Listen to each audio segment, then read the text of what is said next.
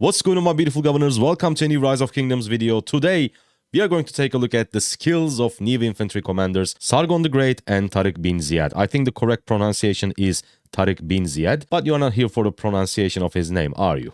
You are here for the skills. And by the way, some of you guys may already know it, but for these type of videos, commander and skill reveal videos, I usually have a guest from the Discord, a player who is a true main for a specific troop type. For example, for Scipio and Flavius, we had Cortex or Duke from Infantry's Fortress. I can't remember exactly, but today we don't have anyone yet because I just want to take a look at skills, share with you what I think, and then I'm going to make another video. Again, I'm going to contact with those heavy infantry main players if anyone is available to take a look at the skills and review them in detail. Without further ado, let's go. Spartans! What is your profession? First, let's talk about Tariq ibn Ziyad. He is the rally commander. If you guys cannot see, you probably cannot, but his talents are infantry, conquering because he's a rally commander, and defense. So I think it's exactly the same with Pakal. Now, victory or death, active skill. Rage requirement is 1000, usual. Deals direct damage to a target, okay, goes up to 2.2k. By the way, I didn't take a look at these skills. I just found the images and started making the video. If this commander's troop is surrounded, the skill extra. Okay, so if you're surrounded, you get extra 300 damage. And your main damage factor goes up to 2.2k, so there's no AoE damage, but it's a rally commander. So single target is acceptable, but 2.2k plus 300, but it is conditional.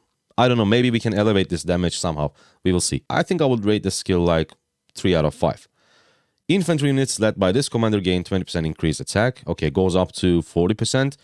Infantry versus cavalry damage 10%. So deal 2% more damage to cavalry. And it is 10%. So we've seen this skill a lot in the latest commanders, but it is always like extra 5%. But this time it's 10%. That's pretty big. Like that's the double the usual amount. And we also get infantry march speed bonus outside of the alliance territory, 10%. Since he's not an open field commander, since he's mainly a rally commander, I mean, it's okay. You can reach to your rally target faster, but it's not that big of a deal. It's going to be nice in Ark of Osiris, but that's it. Assault, when attacking, okay, this is a rally skill. So what he gets, let's see, infantry defense bonus 30%, okay. Normal attack damage reduced 30%. I need to read that. Normal attack has 30% chance to reduce target's attack by 30% for next 3 seconds. So you have 30% chance to reduce target's attack, normal attack, for 30 seconds, which is quite helpful in rally situations. You know, it is like a rally is like a one-on-one. So I think decreasing the normal attack damage of garrison is pretty good. Troops led by this commander deal 5% more damage, goes up to 15%. That's really good. 15% all damage. This means normal attack damage, counterattack damage, skill damage, everything. Have a 10% chance to reduce the target's rage. Oh, that's rage reduction. Again, rally is like a one-on-one situation, so rage reduction is pretty good. For 3 seconds, this effect can trigger once every 8 seconds. So rage reduction, you can kind of look at rage reduction like skill damage taken reduction, because essentially what you are doing is your opponent with your rage reduction is going to cast their skills less frequently. So you are kind of decreasing the total skill damage that your rally is going to take. So I think this is pretty good. So from the third skill, we are getting normal attack damage reduction. And the fourth skill, we are getting kind of skill damage reduction because we are decreasing the rage of the target. Expertise deals direct damage to a target. Okay, it's not a new skill, right? It is, I think it's enhanced version of victory or death. So it's his first skill. Deals direct damage to a target, damage factor 2.5k, so extra 300 damage. If this commander's troops surrounded, this skill deals additional direct damage to the target. Damage multiplier 300, number of surrounding enemies maximum to 900.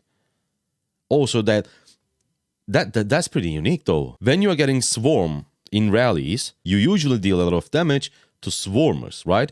But with this skill, if Tariq gets swarmed, he's going to increase his damage to the garrison, which is super unique. I really like that. I think Tariq is going to be extremely strong against cavalry garrisons like Jadwiga or Jan Ziska. And who could be the best pair for Tariq? I think, I haven't looked at Sargon yet, so maybe Sargon has some sort of great synergy with Tariq, but when I first look at it, I immediately think of Herald, because Herald, with combination of Tariq and Herald, you are kind of increasing your damage to the garrison by when you are swarmed, and you are also increasing the damage to the swarmers with Harold Sigurdsson. And Tariq also has defense bonus, which can mitigate Harold's defense reduction, which is also great. So yeah, I think the main pair could be Tariq and Harold. I'm not sure yet. As I said at the start of the video, I'm going to make a detailed video with a heavy infantry player where we're going to discuss, every single possible pairing and all that. For now, Tariq bin Ziyad, I think I'm going to give him a solid 8.5 out of 10. The reason why I don't give him 9 or 9.5 is that he doesn't have AoE, he doesn't have health bonus, and his expertise is just essentially more damage. Yes, it is pretty unique that you are punishing the garrison if you are getting swarmed, but still though, I would like to have him some sort of, utility, some sort of debuff, and he doesn't have any of it, so 8.5 I think is a solid rating for Tariq bin Ziyad. Let's move on to Sargon. Talent tree of Sargon is infantry, versatility, and skill. Versatility tree is pretty much useless. It just guarantees that he's not a rally or a garrison commander. So infantry and skill, just like Guan Yu. Let's take a look at his skills real quick and give him a rating. Active skill range requirement 1000. Okay. For next 5 seconds, normal attacks have 50% chance to deal direct damage to the target. Probability 100%. So 500 damage for 5 seconds with 100% probability. So it's like essentially like Frederick, right? 2.5k damage. That's pretty good. But the thing is, infantry is like the slowest troop type in the game. So people can actually get away from the skill. That's pretty bad. I mean, the damage factor is good. It's 2.5k, but you are dealing that damage over the course of next 5 seconds. So you need to actively hitting that target for 5 seconds. And yes, you will, but a lot of times what the hell is that? A lot of times those cavalry will just run away from you, so 5 seconds is a bit too much. So I don't know, my rating to this skill probably like 2.5 out of 10. Standing army, passive skill. Infantry led by this commander gain 5% increase attack, 10% increase health. So there's a health bonus. So let's take a look at upgrade. So it goes up to 10% attack and 20% health, okay? When attacking, this commander's troop has a 50% chance to inflict a stack of amazed on the target troop, increasing their skill damage taken by 3% for 10 seconds, maximum 10 stacks, with a 100% chance, because if you take a look at upgrade preview on the bottom, so with a 100% chance, you are going to inflict a stack of amazed effect, which every single stack will increase the target's skill damage taken by 3%. So if you're able to hit that target for that 10 seconds, you're going to take their skill damage taken increased by 30%. Crazy. So we have an infantry Tomyris, which is amazing because a lot of people still, high spenders still using Tomyris as our debuff march. And having that skill damage taken increased debuff on a decent infantry commander that you can pair with Guan Yu, that you can pair with, I don't know, like CPO, that's actually pretty good. Let's take a look at the third skill. Infantry units led by this commander gain 3% increased march speed. So march speed is always good on infantry. They also deal 2% more damage to attacking troops. Normal attacks have 10% chance to increase the total damage dealt by this commander's troop 10% for 3 seconds. This effect can trigger every 8 seconds. So we are getting 15% movement speed bonus, 10% more damage to attacking troops. I don't know if it's the troops that attacking you or troops that you are targeting. Probably troops that are attacking you. Is it like extra 10% counterattack damage? I'm not sure. And the last part is extra 30% damage bonus.